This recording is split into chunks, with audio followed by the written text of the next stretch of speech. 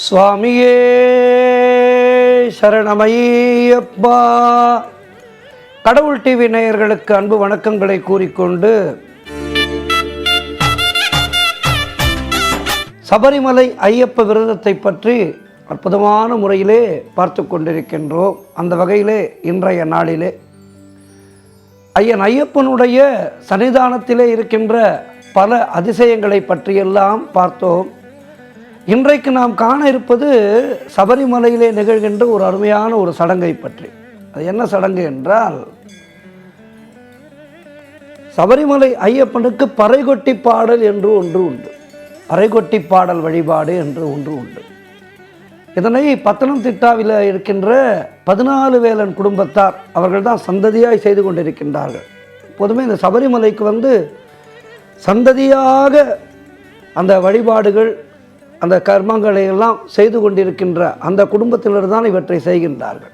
எப்படி நம்முடைய நம்பூதிரிமார்கள் இருக்கின்றார்களோ அதுபோல் இந்த பறைகொட்டி பாடல், இந்த பாடல் கேசாதிபாதம் என்கின்ற ஒரு மந்திரத்தோடு துவங்குகின்ற பாடல். இது எதற்காக பாடுகின்றார்கள் என்றால், பந்தளத்திலே ஐயன் ஐயப்பன் வளர்ந்து வந்த வேளையிலே ஐயன் ஐயப்பன் மகிழ்ச்சியை சம்ஹாரம் செய்வதற்காக அவதாரம் எடுத்திருக்கின்றார்.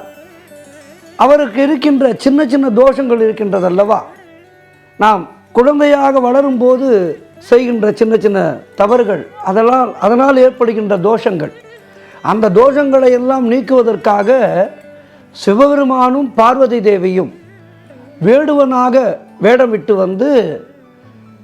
ஐயன் ஐயப்பனுடைய மணிகண்டனுடைய தோஷங்களை நீக்குவதற்காக பாடிய பாடல். அந்த பாடல் இப்போதும் கூட சபரிமலையிலே, அதாவது கடந்த காலங்களிலே இந்த வழிபாடு நடைபெற்றிருக்கின்றது. அது எப்படி நடந்திருந்தது என்றால், 18ஆம் படிக்கு அருகிலே இந்த பறைகொட்டி பாடல் என்பது நடக்குமா.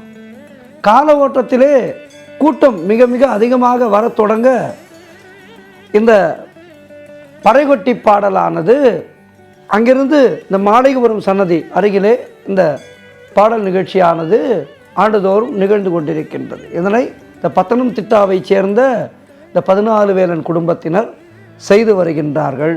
சரி, இது ஐயன் ஐயப்பனுக்கு செய்யப்படுகின்ற சடங்கு. இந்த பாடலை பார்ப்பதனால் நாம் எல்லோரும் ஐயப்பன் ஆகின்றோம். இந்த பறைகொட்டி பாடல் நிகழ்வை காணும்போது இந்த பறைகொட்டி பாடலை பாடுகின்ற அடியார்கள் சிவபெருமானாகவும் பார்வதி தேவியாகவும் இருக்கின்றார்கள். கேட்கின்ற நாம் எல்லோரும் ஐயப்பனாக இருக்கின்றோம். அப்போது என்ன ஆகின்றது, நமக்கு இருக்கின்ற ஜாதக தோஷங்கள், புத்திரபாக்கியம் தடைபடுதல், திருமண தடை, இவையெல்லாம் இந்த பாடலை கேட்பதன் காரணமாக நமக்கு ஜாதக ரீதியாக இருக்கின்ற தடங்கல்கள் எல்லாம் அகலுகின்றது.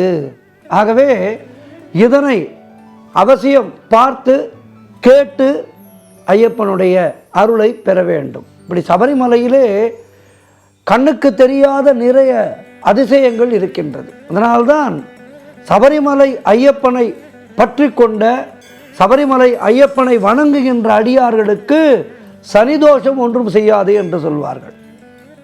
சனி தோஷமோ, சனி தசையோ, 7.5 சனியோ, அர்த்தாஷ்டம சனியோ, எப்படிப்பட்ட சனி தசையும் சனியால் ஏற்படுகின்ற தோஷங்களும் ஐயப்பனை உண்மையாக வணங்குபவர்களுக்கு ஏற்படாது, பாதகங்கள் ஏற்படாது என்று சொல்வார்கள். அதன் காரணம் இதுதான். ஐயன் ஐயப்பனுக்கு சிவபெருமானும் பார்வதி தேவியுமே அதற்கான சடங்கை எல்லாம் செய்த காரணத்தினாலே, மேலும் சனி பகவான் ஐயன் ஐயப்பனுடைய அடியார்களை தொந்தரவு செய்ய மாட்டேன் என்று ஐயப்பனுக்கே சத்தியம் செய்து கொடுத்திருப்பதாக ஐதீகங்கள் சொல்கின்றது. ஐயன் ஐயப்பனுடைய அடியார்களை நான் துன்புறுத்த மாட்டேன் என எப்படி விநாயகப் பெருமானுக்கு சனீஸ்வர பகவான் சொல்லியிருக்கின்றாரோ, அதுபோல ஐயப்பனுடைய அடியார்களுக்கு எந்த விதமான தொந்தரவையும் நான் செய்ய மாட்டேன் என சனி பகவான் சொல்லியிருக்கின்ற காரணத்தினாலே, அதனால்தான் சபரிமலைக்கு செல்கின்ற சாமிமார்கள் கருப்பு வஸ்திரம் அணிந்து செல்கின்றார்கள். சனியின் தோஷம் நீங்க வேண்டும் என்பதற்காகத்தான் கருப்பு வஸ்திரம் அணிந்து செல்கின்றோம். இப்படி சபரிமலையிலே எத்தனையோ தாத்பரியங்கள் இருக்கின்றது. குறிப்பாக நாம் எல்லோரும் மலைக்கு செல்கின்றோம், சன்னிதானத்தை தரிசனம் செய்கின்றோம், வந்து விடுகின்றோம். ஆனால் நான் முன்னைய நிகழ்ச்சிகளிலே சொன்னது போல இந்த கற்பூர ஆழி, அங்கே இருக்கின்ற பஸ்மக்குளம், இவற்றை பற்றியெல்லாம் அறிந்து கொண்டு அங்கெல்லாம் நேரம் செலவிட வேண்டும். காரணம், பஸ்மக்குளம், அந்த மணிமண்டபம், கற்பூர ஆழி, இங்கெல்லாம் ஐயப்பனுடைய கால்பட்ட இடம். எப்போதுமே தெய்வங்களுடைய கால்பட்ட இடத்துக்கு மகத்துவம் நிறைய உண்டு. எப்படி ராமேஸ்வரம் இன்றைக்கு லட்சக்கணக்கான பக்தர்கள் வந்து வணங்குகின்ற ஒரு மிகப்பெரிய கோவிலாக இருக்கின்றது. அங்கு ராமபிரானுடைய காலடி பட்ட காரணத்தினாலே ராமேஸ்வரம் புனிதமான ஒரு நகரமாக இருக்கின்றது. ராமருடைய பாதுகைப்பட்ட இடம். அதேபோல் சபரிமலையானது ராமருடைய பாதுகைப்பட்ட இடம், சபரிக்கு மோட்சம் தந்த இடம். ஆகவே எப்போதுமே இறைவனுடைய காலடிப்பட்ட இடங்களை நாம் சென்று பார்க்கும்போது அங்கு நமக்கு இறைவனுடைய பரிபூர்ணமான அனுகிரகம் கிடைக்கும். துவாரகை இருக்கின்றது. துவாரகை கண்ணபிரானுடைய காலடிப்பட்ட இடம், கண்ணபிரான் வாழ்ந்த இடம். ஆகவே இந்த இடங்களுக்கெல்லாம் நாம் செல்லும்போது நமக்கு இறைவனுடைய பரிபூர்ண அனுகிரகமானது நமக்கு சித்திக்கின்றது. அப்போது நம்முடைய வேண்டுதல்கள் முறையாக நிறைவேறுகின்றது. எப்போதுமே வேண்டுதல் நிறைவேற வேண்டும் என்றால் சரியான வழியிலே, சரியான பாதையிலே செல்ல வேண்டும். சென்று அந்த வேண்டுதல்களை நிறைவேற்றி கொள்ள வேண்டும். ஆகவே சபரிமலைக்கு செல்கின்ற போது இதனையெல்லாம் நின்று நிதானித்து பார்த்து வாருங்கள்.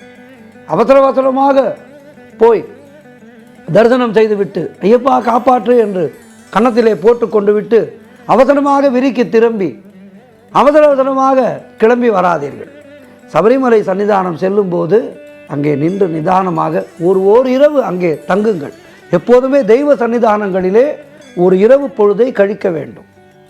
இது சபரிமலையில் மட்டுமல்ல, நீங்கள் எந்த ஒரு சன்னிதானத்துக்கு சென்றாலும், சமயபுரம் சென்றாலும் சரி, இங்கே திருச்செந்தூர் சென்றாலும், பழனிமலை சென்றாலும், எந்த கோவிலுக்கு சென்றாலும் அந்த கோவிலிலே ஓரிரவு தங்குவது என்பதை வழக்கமாக்கிக் கொள்ளுங்கள். காரணம் என்னவென்றால் சூக்ஷ்மமான ஒரு காரணம் இருக்கின்றது. இதை பலர் பெரியவர்கள் சொல்லியிருக்கின்றார்கள், நானும் உங்களுக்கு தெரிவிக்கின்றேன். என்னவென்றால் இரவு நேரங்களிலே நாம் எந்த தலத்துக்கு செல்கின்றோமோ அந்த தலத்தினுடைய அதிதேவதைகளும் அந்த தலத்தினுடைய மூலவரும் மக்களை காப்பதற்காக இரவு நேரங்களிலே உலா வருவார்கள். இது எல்லா திருக்கோவில்களிலேயும் நடக்கும். சமயபுரத்திலே கூட நிறைய தாய்மார்கள் சொல்லியிருக்கின்றார்கள், அந்த மண்டபத்திலே உறங்கும்போது கொலுசு சத்தம் கேட்கும் என்று. அதேபோல் திருவேற்காட்டிலே இது பரிபூர்ணமாக பலரால் உணரப்பட்டது. ஆகவே இப்படிப்பட்ட சன்னிதானங்களுக்கு செல்லும்போது இரவு நாம் தங்கும்போது இறைவன் அங்கே அரூபமாக நமக்கு தெரிய மாட்டார், ஆனால் உணரலாம். நன்றாக பக்தி செய்தால் நிச்சயமாக உணரலாம். பக்தியோடு உன்னை தொழுவோர் பக்கம் இருப்பாய், உண்மை பக்தனுக்கு காவலாக நாளும் இருப்பாய். உண்மை வேண்டும். அந்த உண்மையான பக்தியோடு நாம் சபரிமலைக்கு சென்று ஐயப்பனை தரிசித்தால் இது போன்ற பூஜைகளை எல்லாம் பார்க்கும்போது அந்த இறைவனுடைய பரிபூர்ண அனுகிரகம் நமக்கு கிடைக்கும். மேலும் பேசுவோம். சுவாமியே சரணம் ஐயப்பா.